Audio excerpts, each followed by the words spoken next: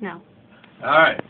This is a story, take two, thank you very much, about nature, about conflict, about man against nature, specifically me and the porcupines. Now, I got this beautiful remote spot up in the woods on the lake. Just a pathway to get to, can't even drive. So I hauled all these buildings, built them by hand, hauled the logs, 3 buildings, my outhouse, up in the hill, my cabin, and my sauna. Heaven. All right? Well, the porcupines love my sauna, and they like to chew on the wood, on some kind of it's a press wood. I use the logs in the cabin. Press wood on the sauna, they love the glue, and they scrape and chew and wreck it.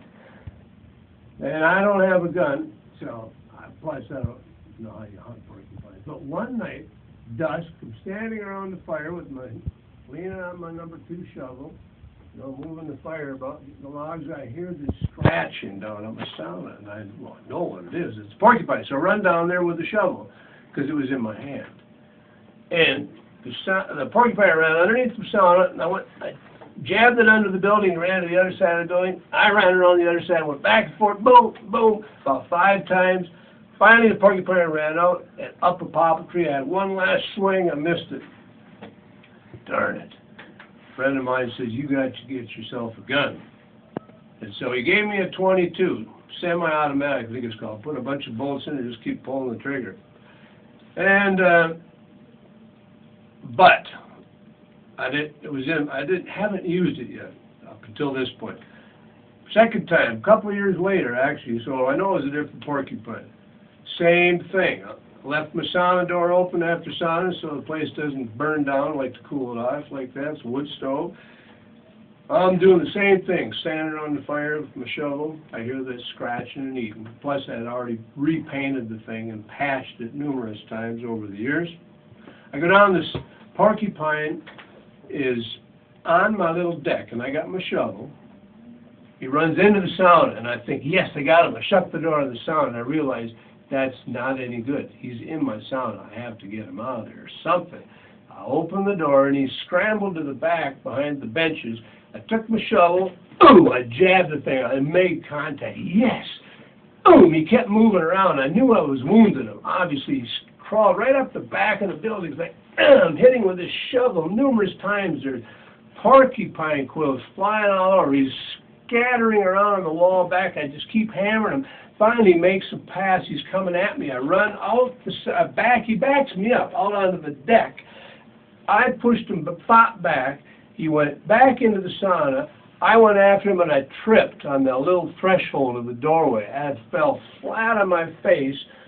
Boom, just like that. I'm this far from the porcupine.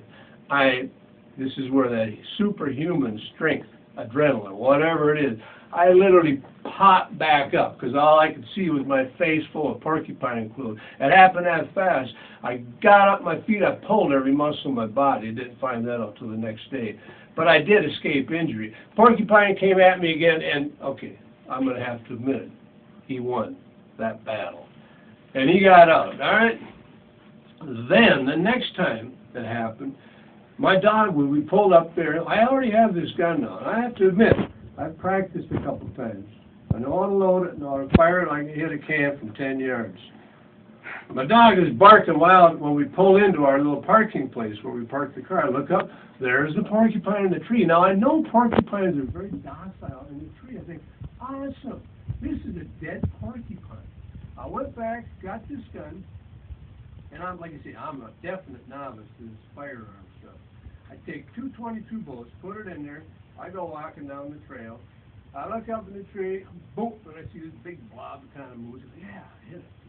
I'll better throw another one just for good measure. Boom, porcupine, boom. And he stays up there. Walk back to that. Nah, I better try it. Get a couple more bullets. Make sure. 2 more bullets. Put it now. Here's the stupid thing. I don't load it with bullets. They just put 2 in there for some reason. I knew. I didn't want to empty the bullets out of the chamber. I'll just make sure I just only put 2. Put back there, lined up on it again. Boom, same thing. This just blob is just kind of like, This is the 4th shot going, he's still up in the tree. And I go, got to be dead. He's got 422 shell bullets in him. Man, he should probably be on the ground. So I go back. All right. I have to admit, this is my third trip back to the cabin. 2 bullets in there. I go up, boom. All of a sudden, he goes, ah, and he's hanging from one. I hit him, obviously, enough to get him out of his tree. He's hanging on with one limb, and then boom, and he goes down, and the stench, this urine stench, was just like, boom. He must have fouled himself in his last moments. And I walk up over to the porcupine, and I think, no, he's dead. And it's just a little hump, you know. It's, oh my gosh. So I put the gun right on his head. Bam! All right, that was it, and I buried him. Now, I thought, yeah, all right, a gun works better than a shovel, right? A couple of years go by. Same routine. I mean, I'm a man of routines. I eat the same thing every day for lunch. I have the same fun in my cabin. I stand around a campfire. Peace out. Yes. All right, same thing. Hear this porcupine. I go, and it's dusk, so I don't even think to get the gun. Well, number one, I think I unconsciously or subconsciously know there's no way I'm going to get this gun loaded. It's not light enough, you know. We have little pencils with cans. There's no electricity. So I thought, I just automatically ran down with the shovel. Now, I got a little rain barrel on the corner, and because we have a bicycle up there now, I pulled the bicycle. I stored it in the sauna so it stays, but then we had a sauna. I pulled it out. So the bicycle's sitting on the side of the sauna, and there's a rain barrel right on the corner, right? That's where the porcupine, he's right around the corner chewing. I come running down with a shovel, and I hear he just kind of goes, hisses at me, and I took a swing at him. And he ran, and now here was the porcupine. If he'd run the other way, he would have got under my under my sauna. Would have been the same thing, but no. He got stuck trying to get under between the rain barrel and the bike tire. Now, there's a space this big, and it's not really light enough for me to really see all that well, but I know where he is. There's this dark mass, and then I start the killing, and I pummeled this thing over and over. Well, number one, I've had a few other tries with a porcupine. Well, they didn't die easily. They're big blobs of fat and whatever. Oh, my mind, huffing, puffing. I was so tired. And finally, I knew he was dead because there was no more movement. I take my shovel, I got underneath, rolled it over, put it on its back, because I know they got a belly. And then I went after his belly, just in case. And then I knew he was dead, and I walked up the cabin. By now it's dark, and my wife's kind of standing up there in the screen porch going, sounds like you killed something there.